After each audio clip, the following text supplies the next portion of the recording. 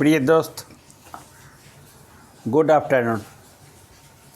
मैंने कहा था कि करंट हम निश्चित रूप से डालेंगे 67वीं के लिए। मैंने सितंबर का डाला था, दर्पण का और क्रॉनिकल का।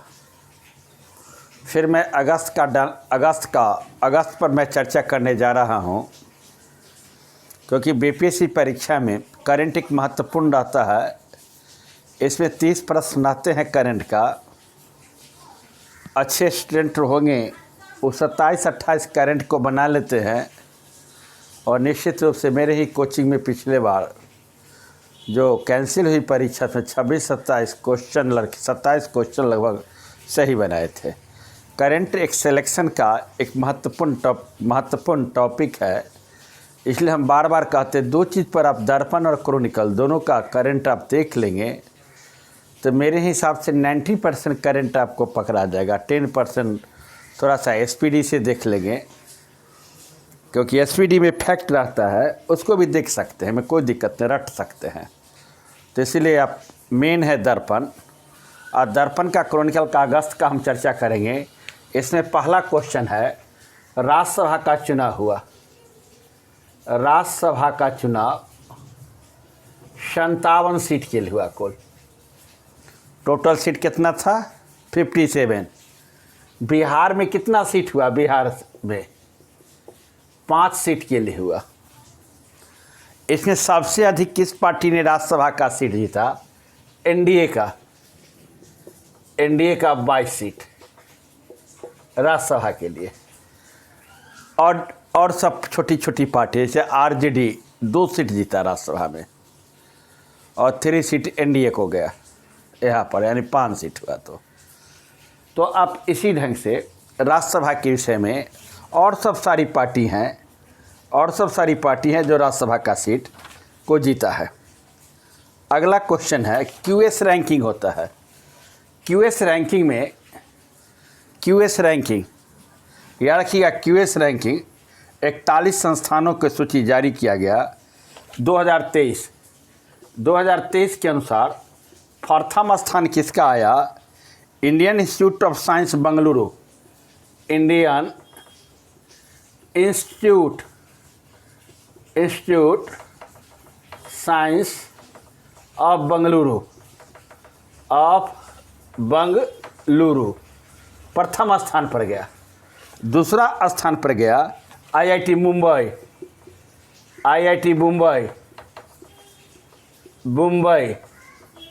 और तीसरा स्थान पर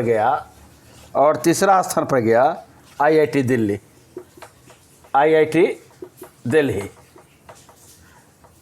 दिल्ली। क्यूएस रैंकिंग जारी किया गया। भारत के 3 टॉप संस्थान कौन कौन हुए?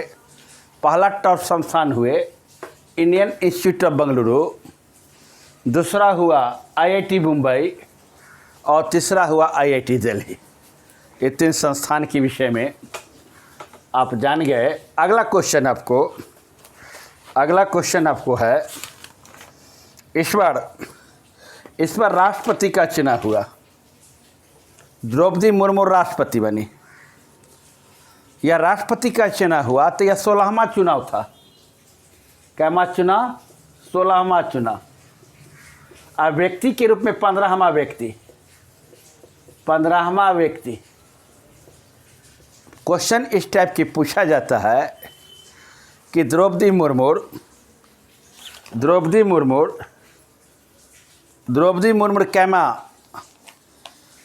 कैमा व्यक्ति था व्यक्ति के रूप में राष्ट्रपति के पद पर? 15वां। आज चुनाव कैमा था? 16वां चुनाव था। अगला क्वेश्चन आपको है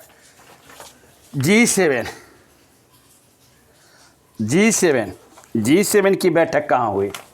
जर्मनी में हुआ। G7 में 7 देश शामिल हैं।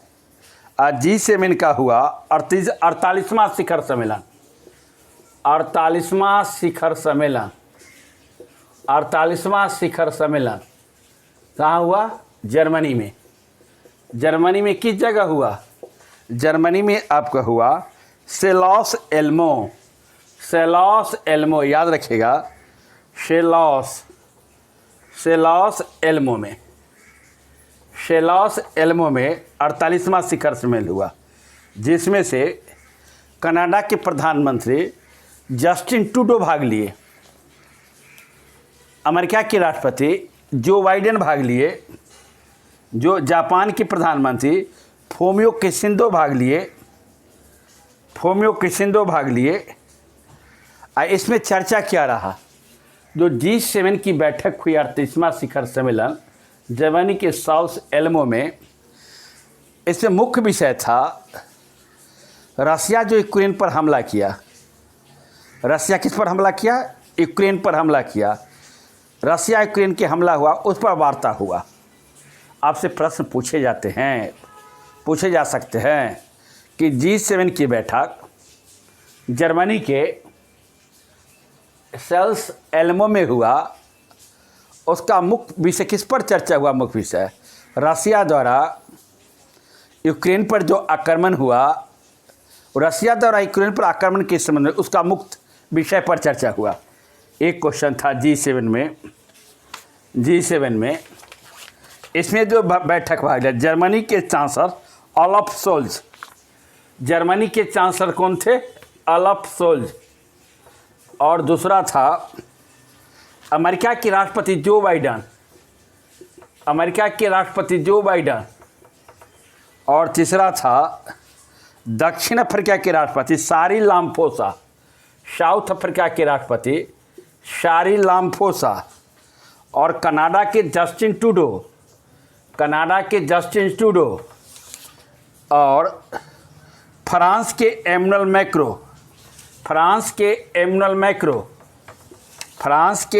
मैक्रो, और इंडोनेशिया के जोको विडोडो, और इंडोनेशिया के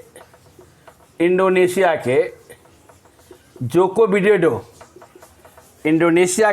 विडोडो, और अर्जेंटीना के अल्बर्ट फर्नांडिस भाग लिया। क्या होगा? G7 का 48वां शिखर सम्मेलन जर्मनी के सेल्स प्रांत में हुआ। इसका मुख्य विषय था रसिया द्वारा यूक्रेन पर आक्रमण। कौन कौन देश भाग लिया? जर्मनी लिया, अमेरिका लिया, इंडोनेशिया लिया, साउथ अफ्रीका लिया, कनाडा लिया, फ्रांस लिया और अर्जेंटीना लिया। G7 में आगे समझिए ग्लोबल लिबर्टी इंडेक्स। आपको आगे ग्लोबल लिबर्टी इंडेक्स में कौन कौन देश प्रथम स्थान है? ग्लोबल लिबर्टी इंडेक्स में पहला है आपको वियना शहर है, पहला है वियना। ग्लोबल लिबर्टी इंडेक्स पहला है वियना, दूसरा है कोपेनहेगन,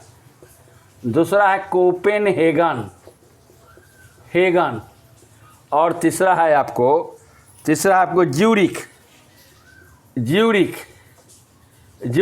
भारत के दो शहर कौन कौन आया? मुंबई और दिल्ली। मुंबई का स्थान है आपको, दिल्ली का स्थान है 112, और मुंबई का स्थान है 117। ग्लोबल लिबर्टी इंडेक्स 2022 याद रखिएगा। ग्लोबल लिबर्टी इंडेक्स 2022 में कौन कौन शहर प्रथम रहे? लिबर्टी इंडेक्स में प्रथम, दूसरा और तीसरा शहर। प्रथम शहर है वियना, ऑस्ट्रिया की राजधानी वियना। दूसरा है कोपेनहेगन, डेनमार्क की राजधानी कोपेनहेगन। ज्यूरिख है जर्मनी में। भारत के दो शहर लिया गया, दिल्ली का स्थान है 112 और मुंबई का स्थान है आपको 117 और मुंबई का स्थान है 17। अब ये global peace index global peace index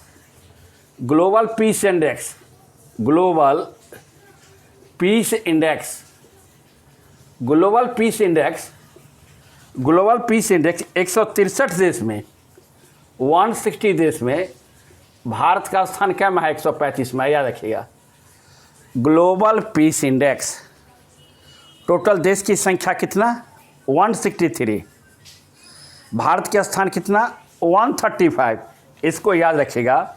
पहला है आइसलैंड, पहला शहर है आइसलैंड, आइसलैंड, दूसरा है न्यूजीलैंड, दूसरा है न्यूजीलैंड, और तीसरा है आपको आयरलैंड, तीसरा है आपको आयरलैंड। पूछेगा ग्लोबल पीस इंडेक्स में कुल देश कितने हैं, तो ग्लोबल पीस इंडेक्स में कुल देश 163। इसे भारत का कैमा स्थान है 135। भारत का स्थान कैमा है 135। फर्स्ट कौन है आइसलैंड, दूसरा कौन है न्यूजीलैंड, और तीसरा कौन है आयरलैंड। इसको आप दिमाग में निश्चित रखिएगा। अगला है आपको सबसे खराब स्थिति किसका, 163 अफगानिस्तान। अफगानिस्तान सबसे खराब स्थिति है अफगानिस्तान का। इस बात को दिमाग में निश्चित रूप से रखिएगा, अफगानिस्तान को सबसे खराब स्थिति है। पर्यावरण निष्पादन सूचकांक, पर्यावरण निष्पादन सूचकांक, पर्यावरण निष्पादन, पर्यावरण निष्पादन, निष्पादन इंडेक्स, पर्यावरण निष्पादन इंडेक्स में प्रथम स्थान है डेनमार्क, प्रथम स्थान है डेनमार्क, दूसरा स्थान है United kingdom, United kingdom, United kingdom, और तीसरा स्थान है आपको फिनलैंड, फिनलैंड, फिनलैंड। पर्यावरण निष्पादन सूचकांक 2022, प्रथम स्थान डेनमार्क, दूसरा स्थान यूनाइटेड किंगडम, और तीसरा स्थान किसका है भैया, फिनलैंड का। इस बात को दिमाग में आप निश्चित रूप से रखेंगे और सेट कर लेंगे कि पहला, दूसरा, तीसरा किसका स्थान है। इसके विषय में आप निश्चित रूप से याद रखेंगे। आप देखिए 77 यूएनओ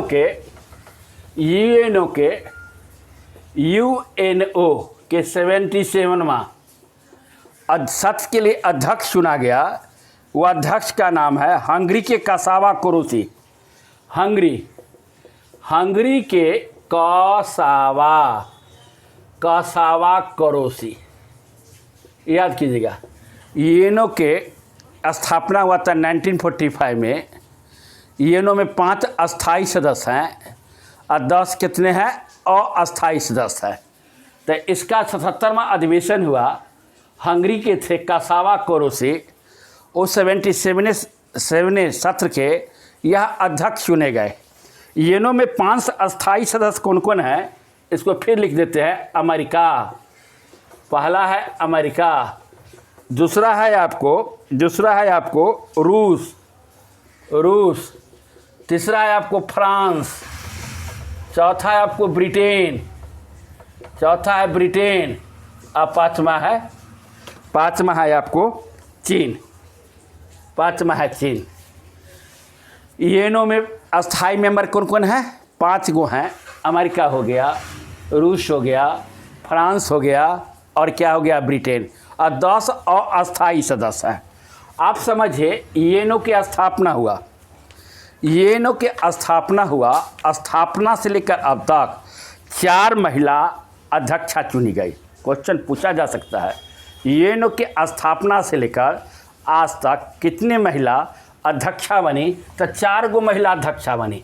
पहला कौन है, विजया लक्ष्मी पंडित जवाहरलाल नेहरू की बहन है। विजया लक्ष्मी पंडित 1953 में बनी। यह बनी 8वां सत्र के लिए, 8वां सत्र। पंडित जवाहरलाल नेहरू जो देश के प्रथम प्रधानमंत्री थे, उनकी बहन थी विजया लक्ष्मी पंडित। यूएनओ के प्रथम महिला अध्यक्षा बनी थी 1953 में। यूएनओ का 8वां सत्र हुआ था उसका। दूसरा में लिखिए अपना एजी एलिजाबेथ ब्रुक्स,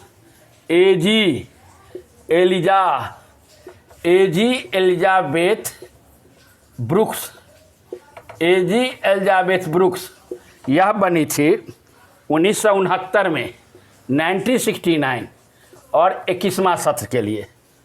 तीसरा है आपका हाया रशीद अल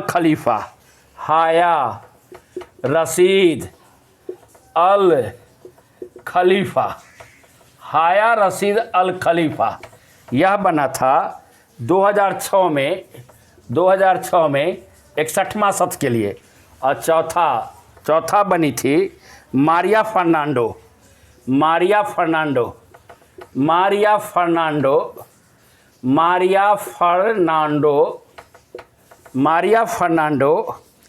एस्पिनोसा।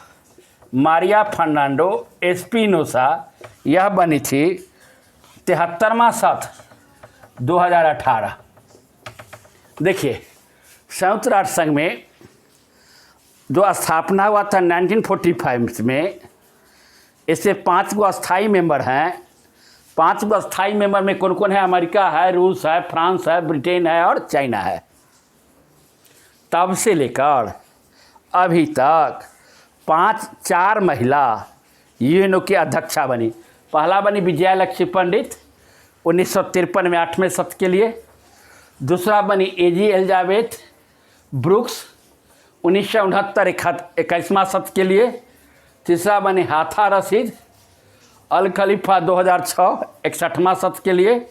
मारिया फर्नांडो एस्पिनोसा 73वां सत्र के लिए 2018। इतना बात को आप समझ गए होंगे। आगे बढ़िए। यहाँ से क्वेश्चन बीपीएससी उठाता है।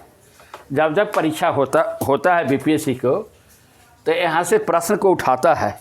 आप समझिए 2023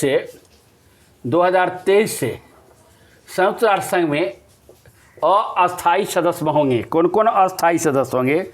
जापान। दूसरा होगा इक्वाडोर। तीसरा होगा आपको मोजाम्बिक। और चौथा होगा आपका स्विट्जरलैंड।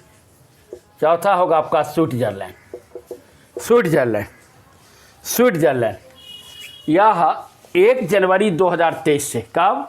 1 जनवरी 2023 से यह संयुक्त राष्ट्र संघ में अस्थायी सदस्य के रूप में बनाए जाएंगे। पहला होगा जापान, दूसरा होगा इक्वाडोर, तीसरा होगा मोजाम्बिक और चौथा होगा स्विट्जरलैंड। इसको दिमाग में रखिएगा। अब आइए IMD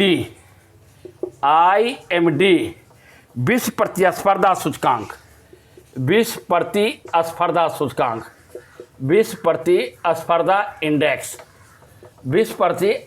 इंडेक्स में भारत का स्थान 37वां। पहला स्थान है आपको डेनमार्क, दूसरा स्थान है स्विट्जरलैंड,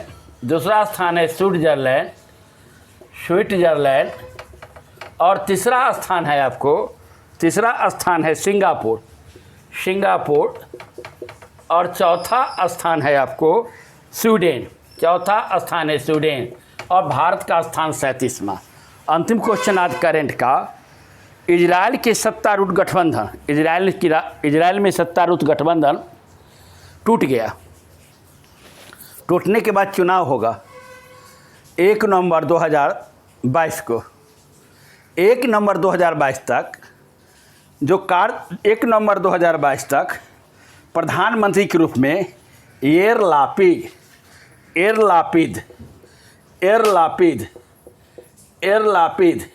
पीएम के रूप में बने रहेंगे। प्रिय दोस्त, पिछला जो डाला था तो आप कमेंट्स किए थे कि सर बिहार का भी डालिएगा। पाथ फाइंडर भाई विजय सर खोजेगा तो बिहार का ऑब्जेक्टिव क्वेश्चन कम से कम 400-500 क्वेश्चन जो इम्पोर्टेंट प्रश्न है आंसर के साथ हम डाले हुए हैं।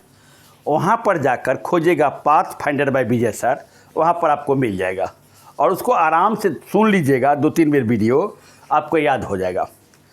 अगर आपको करंट अफेयर्स पढ़ाने का तरीका अच्छा लगेगा तो लाइक करना मत भूलिएगा मेरे दोस्त, और लाइक के साथ साथ सब्सक्राइब भी निश्चित करेंगे। फिर अगले वीडियो में फिर मिलते, कल कंटिन्यू फिर वीडियो डालेंगे। या अगस्त का मैगजीन था, फिर अगस्त के मैगजीन फिर कल कंटिन्यू होगा, कल समाप्त होगा। 2 दिन में एक मैगजीन क्रॉनिकल और दर्पण को लेंगे और दोनों को समाप्त करेंगे। फिर अगला कल वीडियो डालेंगे, कल फिर वीडियो डालें, कंटिन्यू प्रत्येक दिन वीडियो डाला जाएगा। आप निश्चित रूप से परीक्षा के लिए टॉनिक होगा, ऐसा टॉनिक होगा। आप देखिएगा कि 80-90% क्वेश्चन निश्चित रूप से यहाँ से आ सकता है। इसलिए आप करंट अफेयर्स को निश्चित रूप से देखिएगा। एक थोड़ा सा और कुछ बोल दें, अभी जान लीजिए पूरे विश्व में सूखा की स्थिति चल रही है। यह एक बात जान लीजिए कि न्यूज़ आई है, यूरोप में जो राइन नदी है, मात्र जो यूरोप की जीवन रेखा कहा जाता है, मात्र 1 मीटर ही पानी रह गया है। ये बात को दिमाग में रखिएगा। चाइना में हीट वेव चल रहा है। चाइना में हीट वेव चलने के कारण वहाँ के फैक्ट्री को बंद करने के लिए कहा गया है। इटली का जो पो नदी है उसके भी स्थिति गड़बड़ा गई है, जो इटली का गंगा कहा गया है। वहाँ के यूरोप के कुछ कंट्री में आदमियों को ऐसा कहा गया है कि आप सप्ताह में 2-3 दिन स्नान कीजिए, पानी कम पीजिए। पानी का सप्लाई बहुत नियमित तरीके से हो रहा है। विश्व में सूखा का भी स्थिति आ रहा है। थोड़ा थोड़ा क्वेश्चन जो डिस्क्रिप्टिव टाइप का होगा उसको भी बताने का प्रयास करेंगे आपको हम। अगर अंत में अगर आपको अच्छा लगे तो निश्चित रूप से सब्सक्राइब कीजिएगा, लाइक बटन जरूर दबाइएगा। फिर अगले वीडियो में कल मिलते हैं। जय हिंद, जय भारत।